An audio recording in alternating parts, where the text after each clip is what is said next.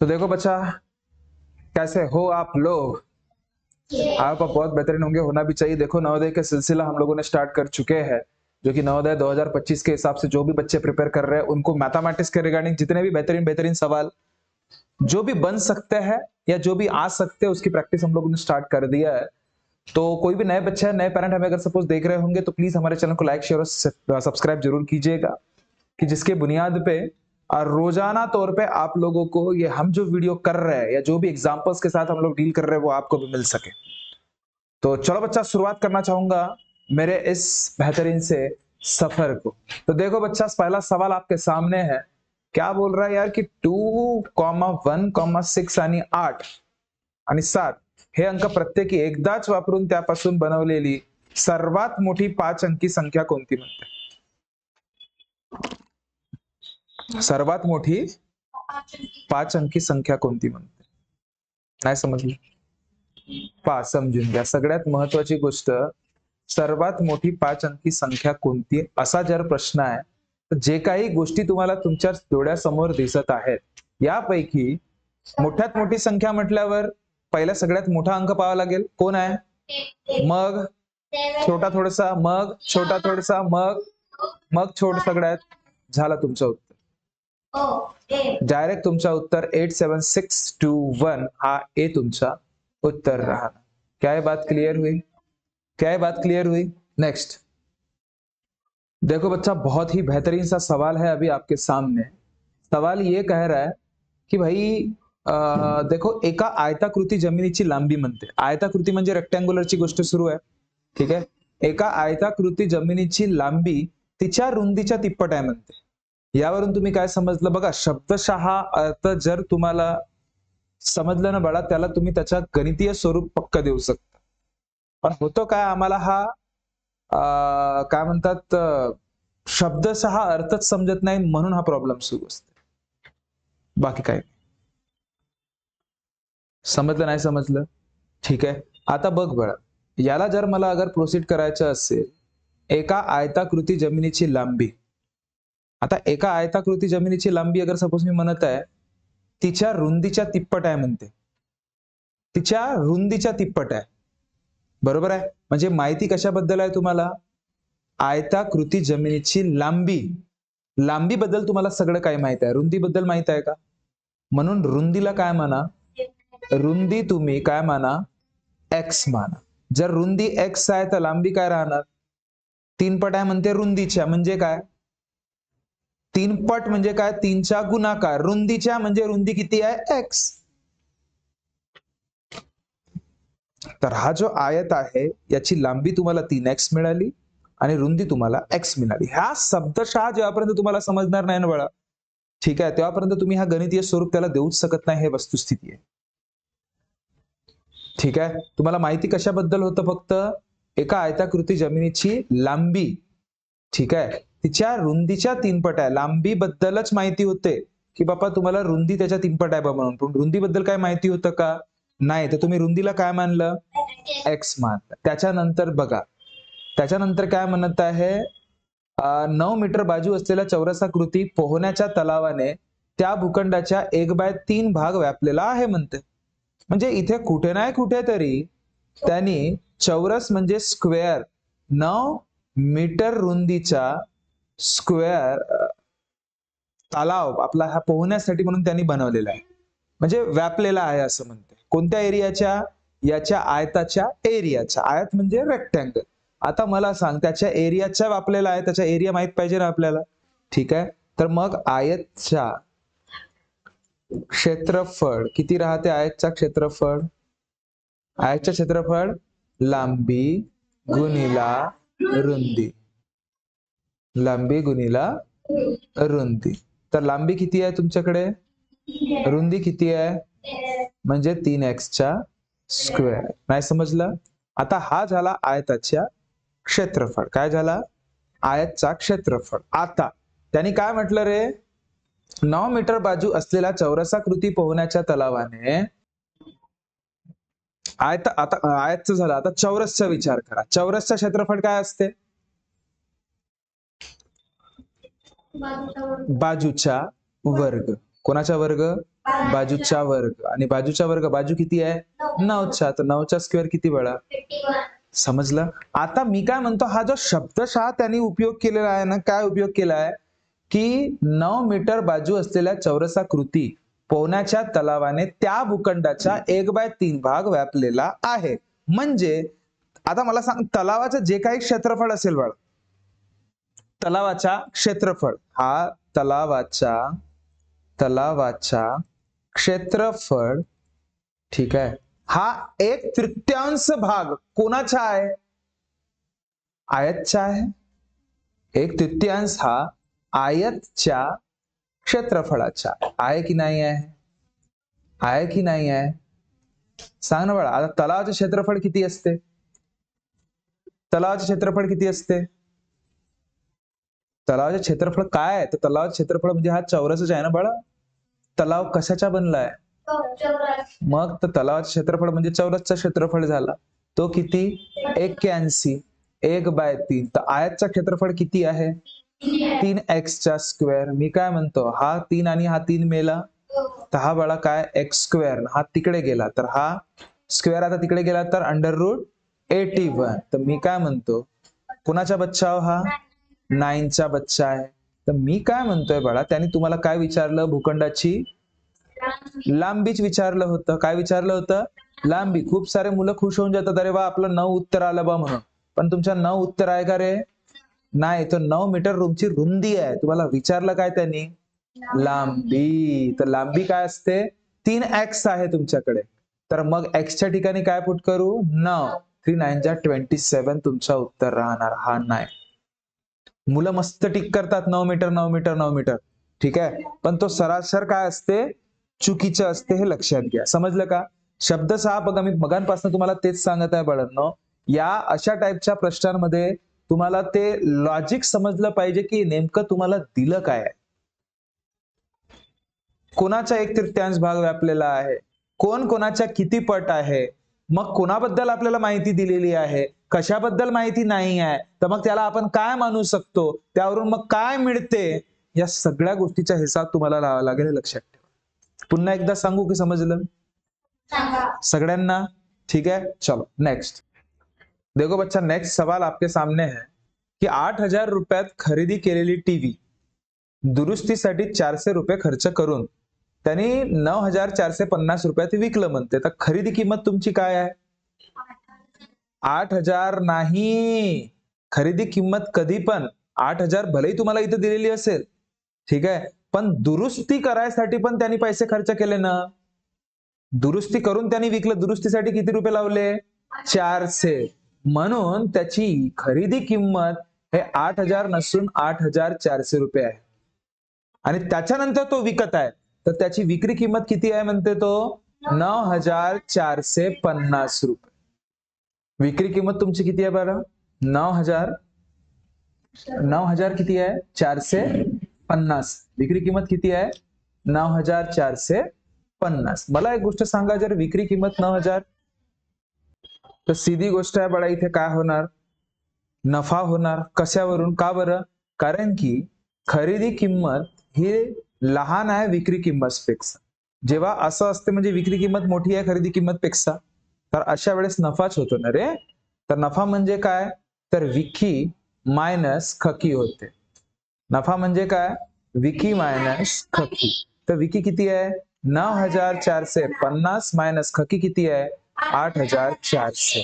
तर 9,450 मधून 8,400 जर मी मायनस करेल, 0 0, अरे सॉरी, आता हा टकल्या, तर किती 1,050 तुमचं काय आहे रे बाळा, नफा. 1,050 किती आहे तुमचं नफा आहे. जर 1,050 तुमचा नफा आहे, पण तुम्हाला त्यांनी तसं विचारलं का नफा किती आहे, नफ्याचे टक्केवारी विचारलं, तर नफ्याच्या टक्केवारीचा फॉर्म्युला काय असते, नफा भागीला खकी गुणिला 100. तर मला सांग नफा किती रे 1,050, खकी किती 8,400 इंटू 100.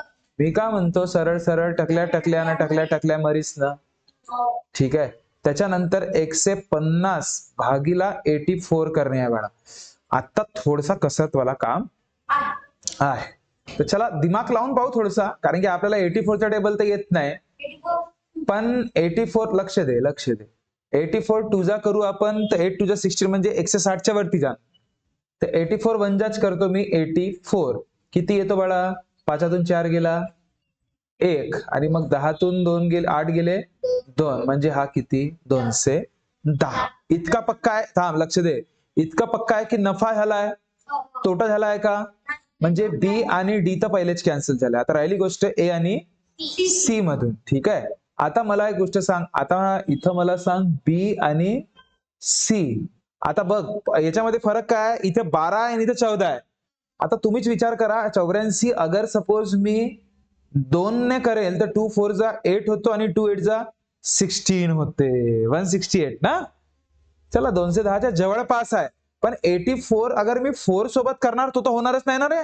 4 4 जा 16, 4 8 जा 32 आणि 1 33. हा 210च्या खूप समोर पडत आहे ना. म्हणजे मला कशाने गुणाकार म्हणजे 12नेच करावा लागणार आहे. तर 12च्या समोर जवळपासच तुमचं उत्तर आहे. तर कोणत्या पर्यायात दिसत आहे तुम्हाला तो? बस याचा विचार तरी करेन का मी? हा थोडाफार विचार केला मी 4 सोबत गुणाकार करून, पण मला समजलं की यार तो या 210च्या खूप समोर चाललाय म्हणून मी त्याला कॅन्सल केलं. तर तुमचं उत्तर काय बाळा? पूर्णपणे कॅल्क्युलेशन करायची गरज पण नाही. कधी कधी अक्कल प्लस नक्कल पण लावायची. समजलं? नेक्स्ट बघा बाळा, नेक्स्ट प्रश्न असा आहे की पहिली संख्या दुसरीच्या दुप्पट व तिसरीच्या तिप्पट असून त्यांची बेरीज 198 आहे. म्हणजे पहिली संख्या प्लस दुसरी संख्या प्लस तिसरी संख्या यांची बेरीज 198 आहे. समजला का? ठीक आहे. तर पहिली संख्या दुसरीच्या दुप्पट आहे. पहिली संख्या हे दुसरीच्या किती आहे? 2 पट आहे आणि तिसरीच्या भाऊ 3 पट आहे. बोंबल कोण आहेत ते संख्या? पहिलीच संख्या बरं. पहिली संख्या दुसरीच्या 2 पट आहे आणि तिसरीच्या 3 पट आहे. बोंबलवालाच काम आहे. कसावाला काम आहे? बोंबलवालाच काम आहे. तर पहिल्या संख्येबद्दल तुम्हाला माहित आहे का? नाही पहिल्या संख्येबद्दल सगळ्याच काही माहित आहे बरं. हो पहिल्या संख्येबद्दल सगळ्याच काही माहित आहे की पहिली संख्या दुसरीच्या 2 पट आहे आणि तिसरीच्या 3 पट आहे. तर अशी कोणत्या संख्या लावू शकता का तुम्ही दिमाग? अंदाज तर बांधा. जे दुप्पट त्याची राहिली पाहिजे आणि 3 पट त्याची राहिलं पाहिजे. सांगा. आता पहा हे गुडिया म्हणत आहे की सर तशा संख्या म्हणजे तिसरी संख्या आहे 3 राहायला पाहिजे, दुसरी संख्या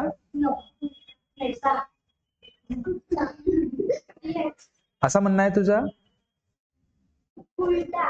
उलटा म्हणजे पहिली संख्या 3 तर दुसरी संख्या दुप्पट आहे बाळा. तर इथं का करावं लागेल? 1.5 करावं लागेल, कारण की याची दुप्पट ही आहे.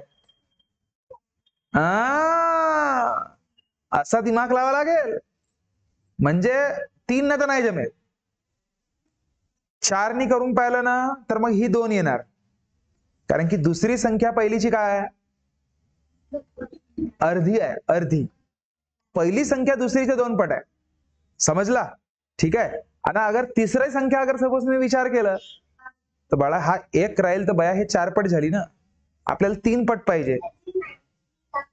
म्हणजे 4ही नाही घेऊन चालता येईल. थांब बये 5 अगर सपोज घेतलं तर हा 2.5 होते आणि हा 3 पट तर चांगला नाही वाटत. बये सगळ्यात बेस्ट पहा 6 घेतो. 6 तर दुसरी संख्या किती राहील? 3 आणि मग तिसरी संख्या किती राहील? हा बया का तुम्ही? 3 पट म्हणजे 2 नाही राहील का? 2 इंटू 3 पट म्हणजे 2 3 जा 6 आणि 3 इंटू 2 पट म्हणजे 3 2 जा 6. साध्य झाले की नाही झाले?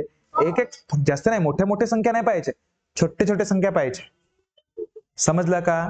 मी काय घेतलं समजलं का? अगर सपोज तुम्ही 8 घ्याल तर हा 4 झालं, पण कोणाच्या संख्येच्या 8 पट आहे का? 3 पट आहे का? सांग ना. समजलं का? म्हणजे अशा वेळेस थोडासा दिमाग लावायचा इथे की ते संख्या कोणत्या राहू शकतात. ठीक आहे. तर आपल्याला माहित झालं ना त्या 3 संख्या कोणत्या आहेत, पण परिपूर्णपणे नाही आपण एक्झॅक्टली म्हणू शकत नाही. म्हणजे का मला सांगा 6 कोणती संख्या आलती रे ती? 3 आणि 2 पक्का ना? तर 3 आणि 2 आणि 6 म्हणजे काय 198 होतात का? नाही, त्या संख्या म्हणजे त्या पटीच्या हिशोबाने मी बनवलं तुम्हाला. कशाच्या हिशोबाने? पटीच्या हिशोबाने. म्हणून पहिली संख्या काय म्हणायची? 6x, दुसरी संख्या 3x आणि तिसरी संख्या 2x. हा किती झाला बाळा? 198. तर 6 आणि 2 किती होतात हे? अरे 11x, 11x equals to 198. x equals to 198 divided by 11. तर 198 ला 11 ने डिवाइड करा. 11 1 जा 11, 11 8 जा 88. म्हणजे समजला का? अरे समजला नाही समजला? काही डाऊट आहे थोडसा तरी? तर 11 किती जा? 18 जा. तर x ची व्हॅल्यू किती आली? 18 आली. काही डाऊट आहे का थोडसा तरी?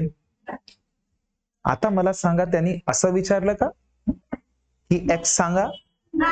तुम्हाला त्यांनी म्हटलं मोठी संख्या सांगा. तर मोठी संख्या कोणती आहे तुमची सगळ्यात इथून? पहिली वाली आहे की दुसरी वाली आहे की तिसरी वाली आहे? पहिली. म्हणजे मोठी सगळ्यात संख्या कोणती राहणार आहे? 6 नाही बया, 6x. तर 6 into 18, 18 सक सांगा. 18 6 जा 18 सक 108 तुमचा उत्तर. फाडे पाहिजेत 91 वाले. 91 तो ऑप्शन ही नसे बय. 91 म्हणते ना, 91 कधी म्हणलं मी? चिमणी आजकाल खोटी पण इतकं बोलायला शिकली ना भाऊ, खरं सांगतो का, इतकी अति खोटं बोलायला शिकली है चिमणी का विचारा नको. चला नेक्स्ट प्रश्न देखो बच्चा. नेक्स्ट सवाल तुम्हारे सामने है की खालीलपैकी कोणाचे उत्तर 32च्या बरोबरीचे नाही म्हणते. आणि तुम्ही मस्त 32 ज्या ठिकाणी दिसेल तो उत्तर हा म्हणता. चला पहिला पाहू. तर 48 मायनस 64 ला 4 ने डिवाइड कराल तर 4 कितीचा 64 रे? 48 मायनस 16 हा तर किती होतात? 32 होतात. तर मस्त खुश होता, उत्तर आला माझ्या, उत्तर आला माझ्या. पण बाया त्यानं उत्तर 32 नाही पाहिजे म्हणलं. हा तर आहे, कॅन्सल करा, हा नाही आहे उत्तर. आता 48 डिवाइड बाय 16, 16 किती? 48 ने 16 किती? 16 तिरी. तर 28 प्लस 3 भाऊ हाय किती होतात? 31. हा 32 आहे का? म्हणजे हाच तुमचा उत्तर. ठीक आहे, बाकीच्या करायची गरज आहे आता? 4 पंचे 20 न 12 32 होतात. अच्छा समजलं. आणि हा तर टेन्शनच नाहीये. 64 म्हणजे 64 डिवाइडेड बाय 4 16 आणि 16 दुने 32. म्हणजे हाय ना हो, हाय ना हो, हा तो होच नहीं, आज तुमचा उत्तर. ठीक है, अब देखो बच्चा, जो भी बच्चा 2026 नवोदय 2026 के हिसाब से प्रिपरेशन करना चाहता है, फिलहाल 4th में है, अगर सपोज आपको हमारे साथ मिलके ऑनलाइन प्लस ऑफलाइन दोनों बैच का हिस्सा अगर सपोज आपको किसी को बनना है तो 8275397522 पे कॉल करके सारे डिटेल पूछ सकते हो, कैसे हमारे साथ एनरोल हुआ जाए, सारे चीजें है ना। और अगर सपोज हमारा पढ़ाया हुआ कंटेंट आपको अच्छा लगा हो तो प्लीज हमारे चैनल को लाइक शेयर और सब्सक्राइब जरूर कीजिएगा। मिलता है नेक्स्ट वीडियो में, तब तक खुश रहिए, ख्याल रखिए। Thank you so much, tata, bye bye.